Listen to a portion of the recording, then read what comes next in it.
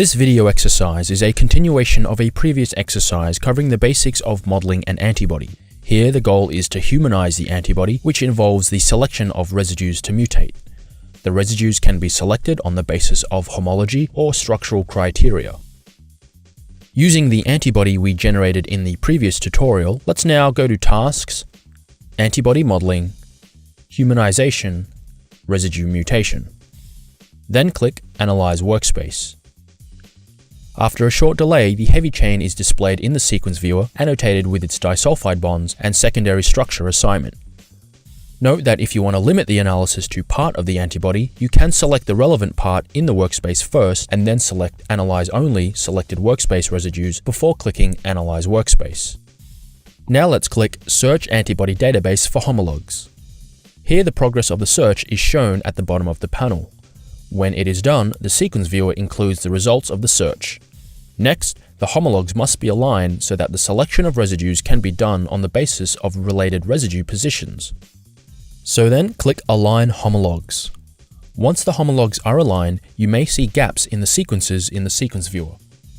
These are added as part of the alignment, but they do not affect the original sequences or the structures.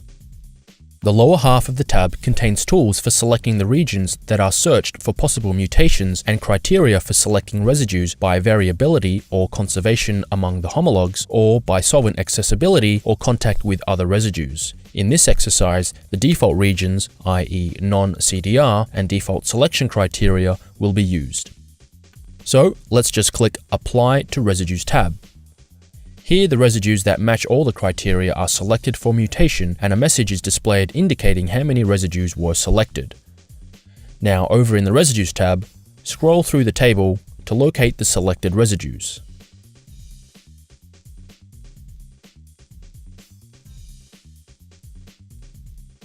For each selected residue, mutations are specified based on the variability in the homologous proteins. The total number of mutations is reported in the lower panel. You can change them by clicking in the table cell and selecting the residues from the menu that is displayed in the cell. However, we won't make any changes here.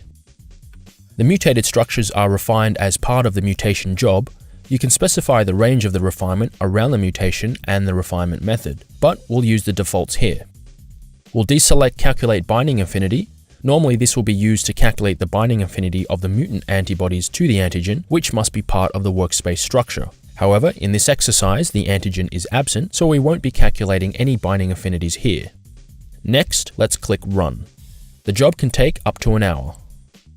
When it finishes, the residue scanning viewer opens to display the results, and the mutated structures are added to the project. Note that the results viewer lists the mutations in a table with changes in various properties due to the mutation. It also displays a plot of one of these properties as a function of the table row number. So let's choose the change in stability from the graph property option menu. Here we can plot the change in stability with respect to the parent structure. Notice that one of the mutations significantly increases the stability, one significantly decreases the stability, and the rest have small or moderate effects.